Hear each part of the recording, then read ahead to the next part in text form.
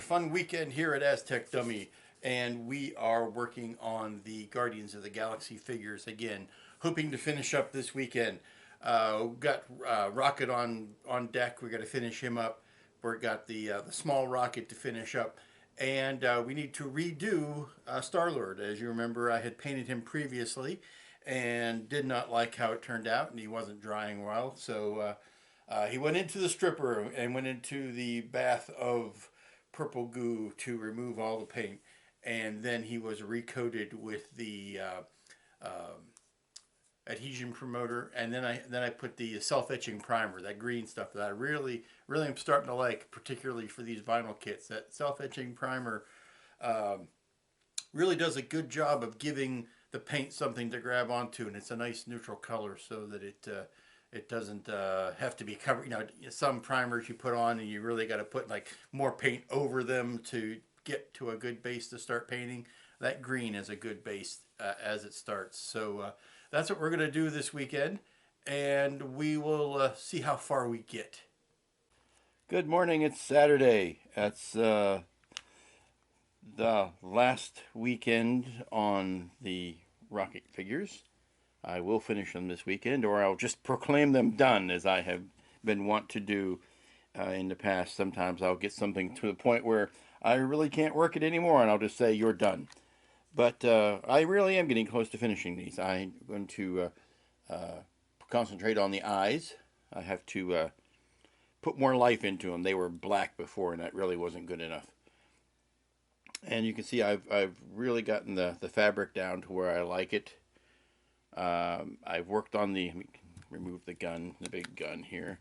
I've worked on the backpack some. I'm going to check the reference Blu-ray again just to make sure, but I'm liking these different metallics that I'm using for the backpack. That blue crystal or sphere obviously needs work. That's just rough color, but I'm down to where I am liking the textures and the fur treatments and things like that. And I gotta tell you, it really comes down to it. What I'm not liking about how this is turning out is due to the sculpt. I hate to put it on the manufacturer's side and not the operator error side, but that face is not Rocket's face. That profile is particularly not Rocket's profile. He is, I hate to use the phrase, he's more rat-like than this is. The snout should be a lot longer and skinnier. It's the attempt that they're making to show fur that's really, like I said in the last report about those arms, it's the attempt to show the fur, I think, that's where the sculpt is falling down. They should have taken their cues for his body shape from the scene where they've just been deloused at the prison, at the kiln, so that they could see what his when all his fur is wet. That's what I'm getting at. When all the fur is wet, you can get a better idea of what the musculature and the body shapes would be, and that's where I think it's falling down. In their attempt to make the tail furry, they made it too big. It's not scrawny enough. I think I used that word in the last video. It's not scrawny enough. And the little one actually has a better sculpt as far as the torso, because the details are smaller and leaner. But the bigger one, it's just too chunky. It's almost like they had the body right, or the torso right, and then they gave it to somebody else who sculpted the fur or the head and whatnot. It's so, given that I'm pawning it all off on the manufacturer and none of it, not taking any responsibility myself, I am going to finish these up as best I can and call them done figures and stop fretting so much over trying to capture an exact likeness.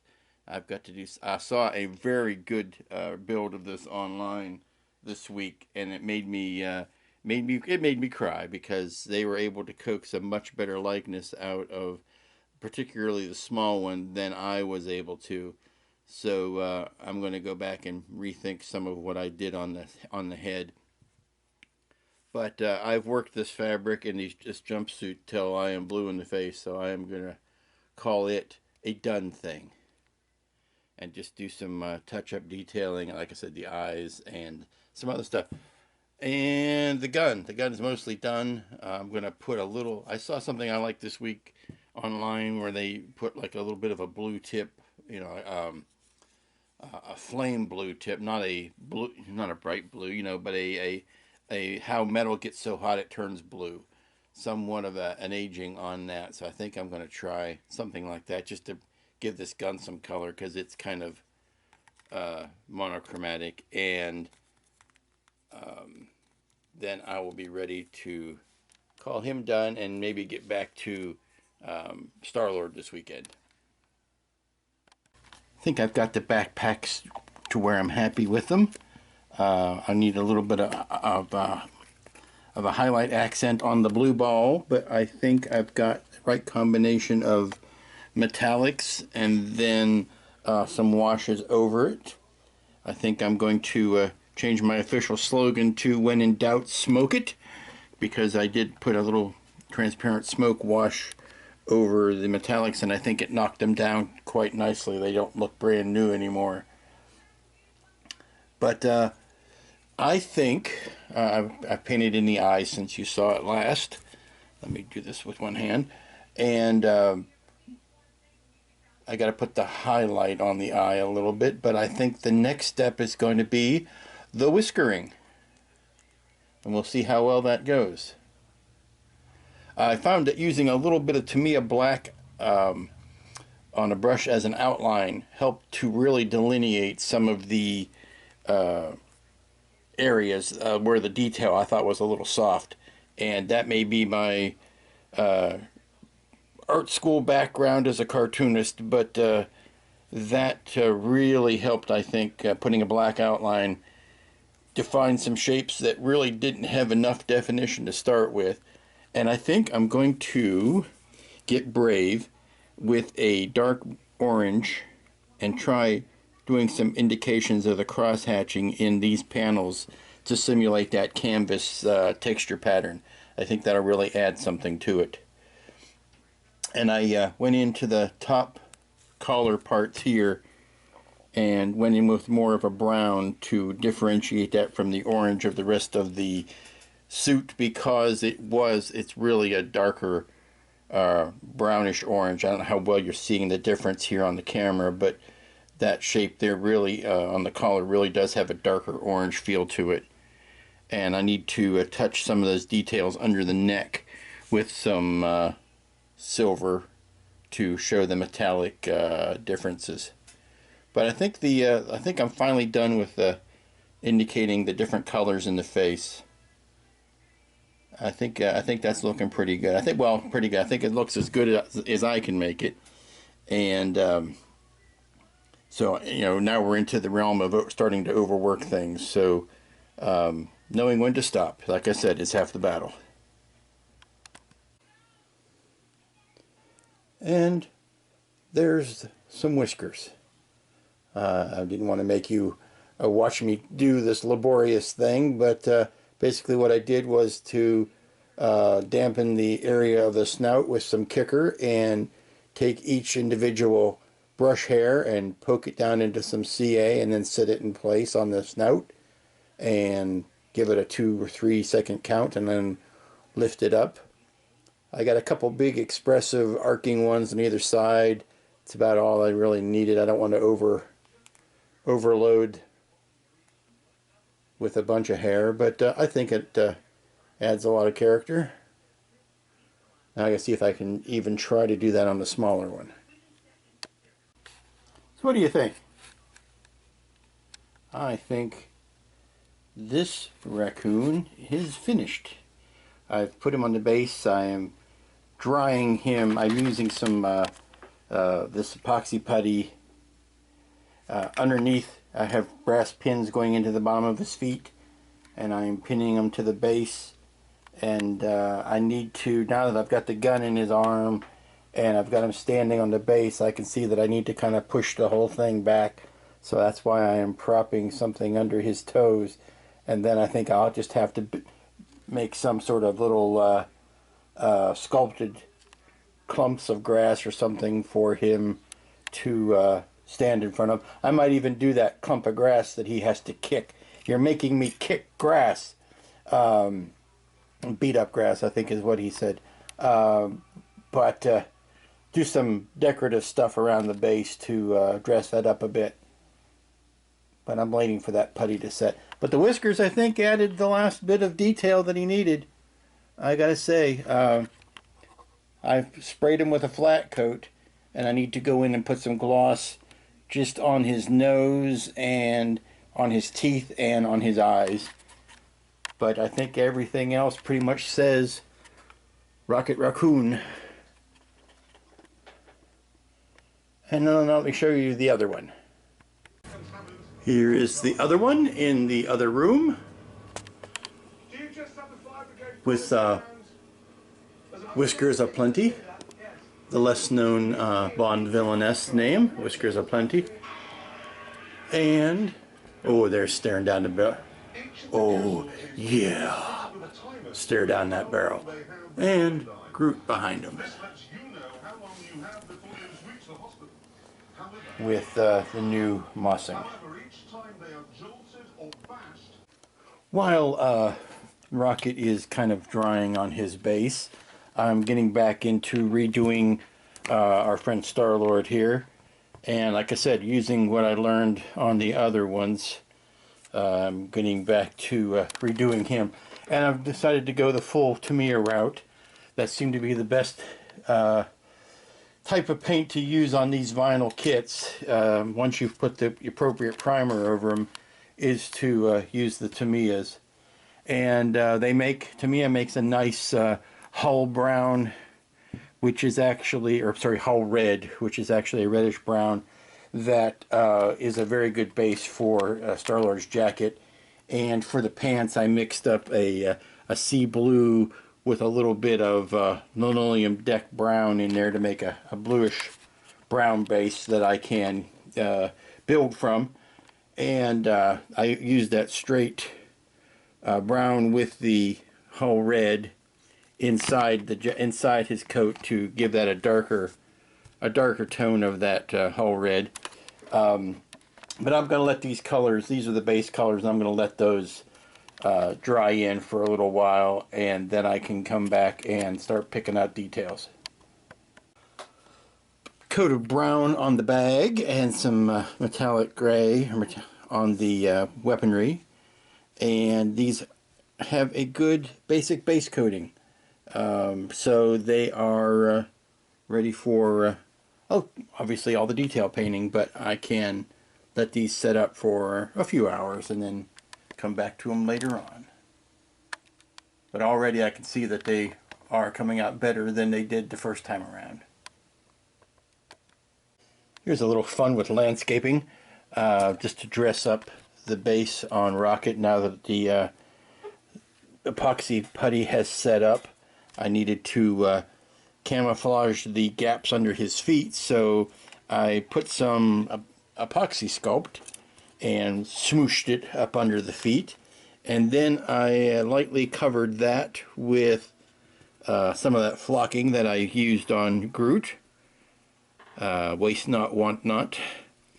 So I still had some of that flocking, and I'm just tapping it into the not quite cured epoxy sculpt. Now I know a lot of this is going to fall off because it is not touching anything, but hopefully the top layer that is making contact with the epoxy sculpt will attach itself as the epoxy sculpt dries, and then I can just brush off the excess tomorrow after the epoxy sculpt has had plenty of time to set up. And then I just took some pine needles. My yard is lousy with pine needles. If I've got anything in this yard that I can grow, it's pine trees. And so I went out, found the first handful of pine needles I could find, and cut them off and stuck them down into the still wet epoxy sculpt, and we'll see how all that dries in. Now, once we have Let me back up here a little bit. Put the gun in. Now this is another fault of the sculpt, and I've noticed this all along, and maybe you have too. This is a fault of the sculpt, that the arm does not fit in the gun correctly to hold it by the grip of the pistol, or the pistol grip of the gun, which is how it should be. But I cannot resculpt that arm, but what I can do is rest it on that part of the gun. So what I'm going to do is this, and it sits really nicely on his haunch there if you do that. So maybe that's how it was destined to fit, rather than trying to make his hand go up, his little paw go up around the pistol grip. So I'm going to epoxy that in place. I don't think I want to try any CA on that. I think that might be the bad solution. So a couple little spots of maybe a dab of 1 minute epoxy or something on there tomorrow. I'm not going to do that now. I'm going to wait to clean off the base. But I think with the whiskers and the base, it's coming along quite well. And now I'm going to do another pass on parts of Star-Lord, since he's had some time to dry. This is where we're going to leave the Star-Lord for this evening. I've got the main colors masked in on his pants, his shirt, which is going to be lighter than that. I noticed how similar it ended up being to his pants, so I'm going to make that a little bit lighter. And the jacket, I've got some of the brown roughed in for his armor. There's going to be a lot more weathering and texturing on the jacket. I got to put some brighter reds into it, and some deeper mahoganies, or mahogany, where did that come from? Deeper maroons and browns, and maybe a wash will do that. And then I've got to pick out some of those metallic buttons and other details. And the guns and the ankle rockets got good basic colors on them, and the bag's got a good basic color on it, and some weathering in there, and the other pieces. And I'm going to let that sit overnight, and it'll be done. Not going to be done tomorrow, but it'll be well on the way. Good morning, slightly afternoon. It is Sunday, and we are going to finish up rockets today. If not all of Star-Lord, we will get him mostly finished today. But there he is, reconstituted. But the base has dried overnight from when I put the flocking on. So what I'm going to do is use a little bit of Calmart green, and I'm going to spray down in there to green it up a little bit, plus help hopefully to seal in some of the loose dust. And then I'm going to put a little touch of glue on the gun to glue it in place, and this rocket will be done. Having finished off Rocket and letting him sit, I'm turning my attention now to Star-Lord and finishing him up and working on the face. Now I'll see if I can get away from the colors of the overhead light. Hold on one second. Yeah, that's a lot better for color balance. Not bad. Tiny bit cross-eyed. I'll live with it, because, you know, fixing it would be a monumental pain. But pretty good likeness of Chris Pratt. It actually looks a little bit like Ryan Reynolds, but I'll take that as a sculpt and not as an indication of how I painted it. So now I am going to work on putting some detail back into the jacket, and by detail I mean some contrasting streaks and weathering and wear. Maybe weathering isn't the right term, but wear and tear on it, and I've got to lighten up that shirt. So those will be the next steps. Okay, here you can see the work I've done on the coat. Basically what it is entailed, just laying in various shades of red and burgundies and some contrasting staining. I keep using the term staining, but shading down into the creases and whatnot. And there are a lot of tiny little details on the jacket that need to be painted in, little flaps that need to have shadow lines underneath them, and little metallic bits that need to be brought out. And I need to go check my research on that to see exactly what those are and what color they should be. And a lot of this is given dragons ability to, you know, add their own detail or the softness of their own detail. I need to figure out what actually should be there, what actually shouldn't be there, but I'll have to paint anyway, and what I can effectively ignore. Well, that was a good chunk of work for a weekend. I carefully tried to recreate the lighting and setup so that my wraparound actually works correctly as it should. Um, but we got a good bit done this weekend. Rockets finished, the big rockets finished, small rockets finished. I'm going to touch the base a little bit more on the rocket and Groot to kind of dress up that base. And I got a good chunk of the way down the road on Star-Lord. I was surprised that the face painting kind of came out right the first time, so not too many complaints there. Um, I've got to touch up some more on the details of it, and that the gaps around his thighs, the top of his boots, that really started to bother me. It didn't bother me so much the first time around. I don't know why I picked up on that, but that'll be, you know, something that we'll finish up later on. And I've got more projects already on the deck. I've got another dragon kit. I don't know what it is. I just have been getting onto that manufacturer, and it's another Marvel Universe figure. And then I swear, I'm going to get back to painting ships, which is what I really like to do. But this is cold weather modeling. This is something you can do on a desktop. Fairly limited number of pieces, fairly limited number of supplies. You don't really have to, you know, do a lot of outdoor priming, and you don't need to use enamels and things like that. So this is what you do in the winter. You do small little things that you can handle. But I've got another kit from Dragon, which is an all styrene kit. It is the Igor from Iron Man 3. It is the Iron Man Mark 38 Igor armor, which is, a lot of people thought it was the Hulkbuster in Iron Man 3. It was not. It was just a big brute of a piece of Iron Man technology. But that's next. And the reason I got that, frankly, was because I saw it being built on the internet by some other gentleman, and I really liked the look of it. And then, you know, I was at a hobby shop and actually saw the box. The box is huge, and the kit is huge.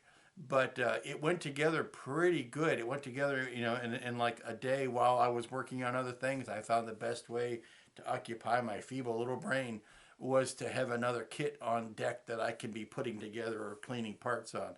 So that forces me to do something else so that I'm not overworking the paint. And when I was working on Rocket, I had a tendency to overwork fur textures and things like that. But that went together. The 10F really liked it. So, but I'll get to that on the next video. But just as a sneak peek ahead, reason I got that kit specifically for was to experiment on all-clad paints. I've never used all-clad paints before. I've seen it work. I've seen it done well. I've seen it done poorly. I hope to be on the well side of it, not on the poor side of it. But it was a good kit that, because it was big, it's massive enough that I can wrap my little hands around spraying the detail bits in there. And it's obscure enough that if I screw up, no one's really going to call me out on it, because it's not as well known as Iron Man, and therefore they're not going to notice if one is a little bit off of another. But that's the subject for the next video. See you then.